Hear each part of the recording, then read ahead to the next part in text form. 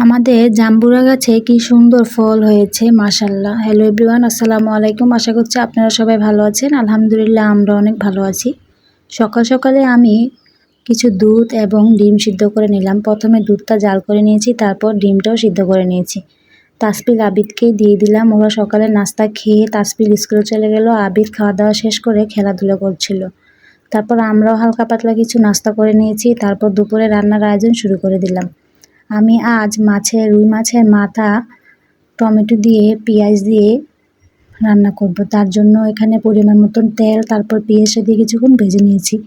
পেঁয়াজটা ভাজা হয়ে গেলে তারপর আমি আদা রসুনের পেস্ট দিয়েও কিছুক্ষণ ভেজে নিতে হবে।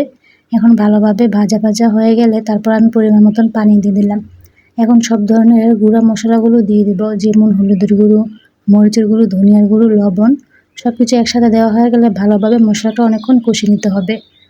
যত বেশি মশলাটা কষানো হবে তত কিন্তু তরকারিটা খেতে অনেক মজা হবে। দেখুন দেখতে দেখতে কিন্তু আমার মশলাটা ভালোভাবে কষানো হয়ে গেছে। তারপর আমি এখানে রুই মাছের মাথাগুলো দিয়ে দেব। রুই মাছের মাথাটা দিয়ে ভালোভাবে মশলাটার সাথে ভালোভাবে নাড়াচাড়া করে মিশিয়ে নেব। পরিমাণ মতন কিছু ঝোল দিব যাতে নিচে লেগে না যায়। দেখুন দেখতে দেখতে কিন্তু মাছের মাথা মশলাটার সাথে ভালোভাবে মেশানো হয়ে গেছে। তারপর আমি ফ্রিজ থেকে কিছু টমেটো নিয়ে এসে মাছের মাথাতে দিয়ে দিলাম। ভালোভাবে এখন মিশিয়ে নেব। এখন কিছু পরিমাণ পানি দিব মাছের মাথা এবং টমেটোটা যাতে ভালোভাবে সিদ্ধ হয়ে যায়। ভালোভাবে কষানো হয়ে গেলে এবং টমেটোটা সিদ্ধ হয়ে গেলে তারপর আমি আরও কিছু পরিমাণ পানি দিয়ে দেব। এখন পানিটাও ভালোভাবে অনেকক্ষণ জাল করে নেব, শুকনো করে জাল করে নিতে হবে। দেখুন দেখতে দেখতে কিন্তু আমার মাছের তরকারিটাও রান্না করা হয়ে গেছে। তারপর শেষে আমি কিছু জিরার গুঁড়ো দিয়ে মাছের তরকারিটা নামিয়ে নিলাম। এই মাছের তরকারিটা খেতে কিন্তু অনেক মজা হয়। সাথে যদি লেবু পাতা দেওয়া হতো তাহলে আরও বেশি ভালো লাগতো। দেখুন তরকারির কালারটা দেখতে কত সুন্দর দেখাচ্ছে, খেতেও কিন্তু ভালো হয়েছিল। তাসপিল তো অনেক পছন্দ করে এই তরকারিটা খেয়ে থাকে, আমাদের কাছেও অনেক ভালো লাগে। মাছের তরকারিটা রান্না করা হয়ে গেলে তারপর আমি এখানে মিষ্টি কুমড়া ভাজি করব আজ। তার জন্য কড়াইতে পরিমাণ মতন তেল, তারপর পেঁয়াজটা দিয়ে কিছুক্ষণ ভেজে নিয়েছি। এখন আমি মিষ্টি কুমড়াগুলো দিয়ে দিব। মিষ্টি কুমড়াটা আমি আগে থেকেই কেটে ভালোভাবে পানি দিয়ে পরিষ্কার করে পানি ঝরে রেখেছিলাম। এখন মিষ্টি কুমড়াটা দিয়ে দিলাম। তারপর মিষ্টি কুমড়ার উপরে আমি পরিমাণ মতন চিনি এবং লবণ দিয়ে দিলাম।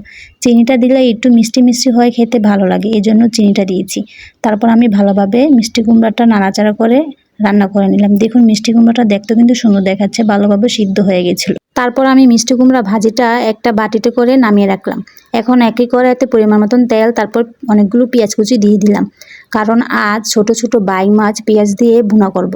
এই জন্য অনেকগুলো পেঁয়াজ কুচি দিয়ে ভালোভাবে অনেকক্ষণ ভেজে নিয়েছি। পেঁয়াজটা ভাজা হয়ে গেলে আদা রসুনের পেস্ট দিয়ে অনেকক্ষণ ভেজে নিয়েছি, যাতে আদা রসুনের কোনো গন্ধ না থাকে, এই জন্য বেশিক্ষণ ভাজতে হবে।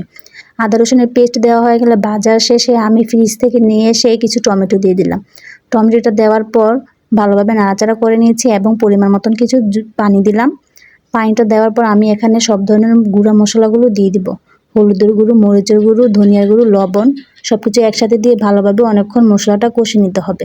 দেখুন দেখতে দেখতে কিন্তু আমার মশলাটা ভালোভাবে কষানো হয়ে গেছে এবং টমেটোটা সুন্দরভাবে গলে গেছে। তারপর আমি এখানে বাইং মাছগুলো দিয়ে দেবো। এগুলো নদীর তাজা ছোট ছোট বাইং মাছ ছিল। নদীর তাজা মাছ খেতে কিন্তু অনেক মজা, আমাদের কাছে তো অনেক ভালো লাগে। তারপর বাইং মাছটা দিয়ে আমি ভালোভাবে মশলাটার সাথে অনেকক্ষণ কষিয়ে নিলাম। কিছু পরিমাণ পানিও দিয়েছি সাথে, যাতে ভালোভাবে মাছটা সিদ্ধ হয়ে যায় এবং ভালোভাবে কষানো হয়ে যায়। দেখুন দেখতে দেখতে কিন্তু আমার মাছটা ভালোভাবে কষানো হয়ে গেছে এবং মাছটাও মোটামুটি সিদ্ধ হয়ে গেছে। তারপর আমি এখানে কিছু পরিমাণ ঝোল দিয়ে দিব এবং ঝোলটা ভালোভাবে অনেকক্ষণ জাল করে নেব। ভালোভাবে ঝোলটা জাল করে আসার পর শেষে আমি কিছু জিরার গুঁড়ো দিয়ে মাছ তরকারিটা নামিয়ে নিলাম।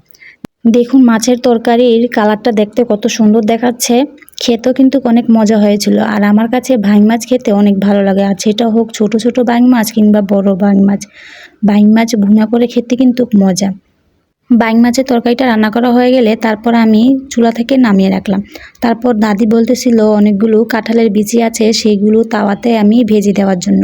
তারপর আমি কাঁঠালের বিচিগুলো তাওয়াতে সুন্দরভাবে ভেজে দাদিকে দিলাম খাওয়ার জন্য। আমার দাদি কাঁঠালের বিচি খেতে অনেক পছন্দ করে, আমার বাবাও খেতে পছন্দ করে, এই জন্য কিছু কাঁঠালের বিচি ভেজে দিলাম। তারপর ওরা সবাই খেয়ে নিল দুপুরে, আমিও খেয়েছিলাম, ভালোই লাগলো খেতে। আমার এদিকে রান্নাবান্না শেষ হয়ে গেল। তারপর বাবা জমিন থেকে আমাদের তিল এবং ভুট্টা নিয়ে এসেছে। নিয়ে এসে আমাদের বাসার উঠানে একটা কাগজ বিছিয়ে সেগুলো রোদে দিয়েছে শুকানোর জন্য। আমি সেগুলোই ভালোভাবে একটু নাড়াচাড়া করে দিয়েছিলাম। ভুট্টাগুলো মোটামুটি অনেক ভালোভাবে শুকিয়ে এসেছে, কিন্তু তিলটা একটু ভিজা ছিল, তিলটা ভালোভাবে শুকাতে হবে, এজন্য রোদে দেওয়া হয়েছে। তারপর আমি একটু হাঁটাহাঁটি করে আমাদের জাম্বুরা গাছের দিকে গিয়েছিলাম, যে দিকে আমাদের জাম্বুরা গাছে কি সুন্দর ফল হয়েছে মাশাল্লাহ। দেখুন দেখতে কত সুন্দর দেখাচ্ছে জাম্বুরা ফলটা, এটা কিন্তু আরো বড় হবে। জাম্বুরাটা খেতেও কিন্তু ভালোই হয় আমাদের গাছের। তারপর আমরা জাম্বুরা পাকলে নুন মরিচ দিয়ে খেয়ে থাকি, অনেক ভালো লাগে। এই ছিল আজ আমাদের সারাদিনের একটা ফুল ভিডিওটি যদি ভালো লেগে থাকে আমাদের সাথেই থাকবেন, লাইক ফলো সাবস্ক্রাইব করে তানজিন আক্তার ব্লগের পাশেই থাকবেন। সবাইকে ধন্যবাদ।